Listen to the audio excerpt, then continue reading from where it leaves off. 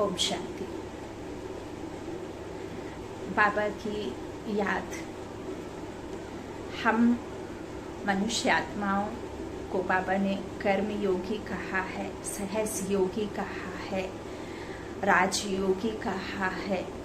तो जब हमने इस तन को धारण किया है तो बिना कर्म के हम कुछ भी नहीं कर सकते। आत्मा जब शरीर में आती है तो कर्म करना ही पड़ता है, इसीलिए फिर हम कर्म योगी हैं।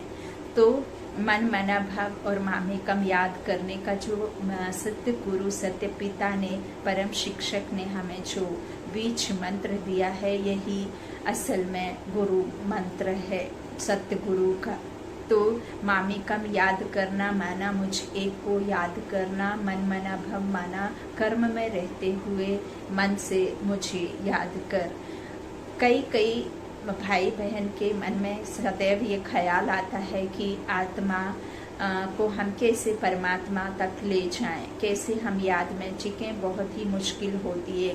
किसी को बार बार यही कहते हैं कि मुझे याद नहीं, बाबा के याद में मैं टिक नहीं पाती, मेरा योग नहीं लगता या मैं योग में बैठ नहीं सकती। तो देखिए, हमारी आत्मा याद करती है, निरंतर याद में रहना, कर्म में याद रहने की बात बाबा ने कही है। बाबा ने यह कहा है कि आत्मा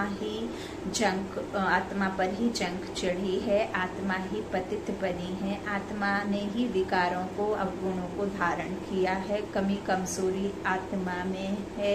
इसलिए आपको कभी भी ऐसे आसन लगाकर एक के ऊपर एक पैर रख करके कमर सीधी करने की बात बाबा नहीं कहते हैं। बाबा कहते हैं आत्मा को स्वच्छता, आत्मा की धारणा, आत्मा में अवगुणों को छोड़ सद्गुणों को, आत्मा के जो सहज मूल जो हमारे संस्कार हैं उनको धारण करना, दातापन, दैविक गुण को धारण करना, यह बाबा ने बात कही। तो वह आत्मा धारण करेगी। तो आपको कर्म में रहते हुए, हर संकल्प में बाबा को शामिल करते हुए कर्म योगी बनना है। तो आप सहज योगी बनेंगे और फिर आप सहज ही बाबा की याद में टिक पाएंगे। आप इस बात में मूझिए नहीं।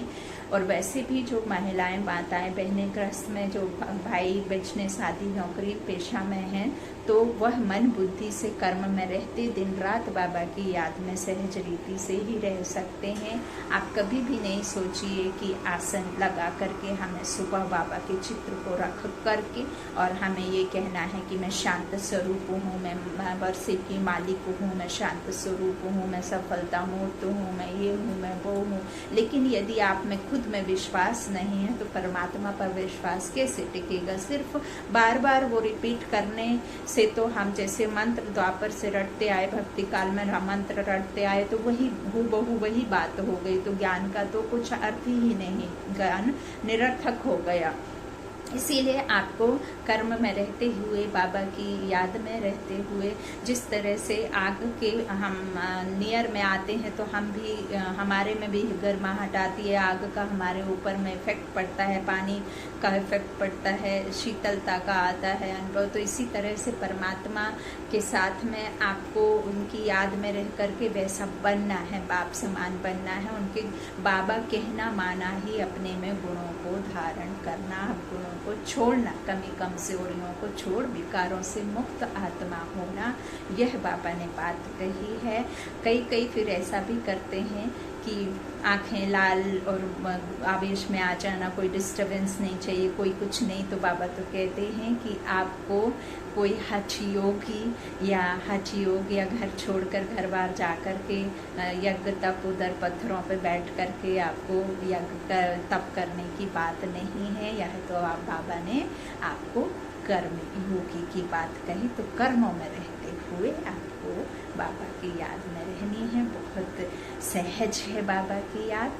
तो इसी तरह से आप चलते फिरते, उठते बैठते, खाते पीते, हंसते बोलते, दुख में सुख में परेशानियों में सब में बाबा की याद में रहेंगे तो आप हर चीज़ से मुक्त हो जाएंगे, परेशानियों से भी, दुख से भी, और हर एक मुश्किल से भी सहज निकल पाएंगे। बाबा ने खुद कहा है, मेरे बच्चे कभी भी मैं 56 भोजन तो नहीं दे पाऊंगा, लेकिन मैं दाल रोटी से जो मेरे बच्चे हैं मैं उन्हें जरूर अंतिम समय तक पूरा करूंगा।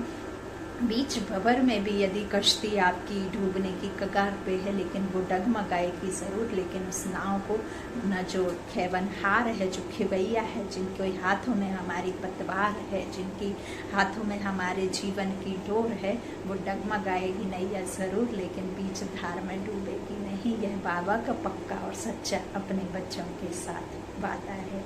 ओम शांति।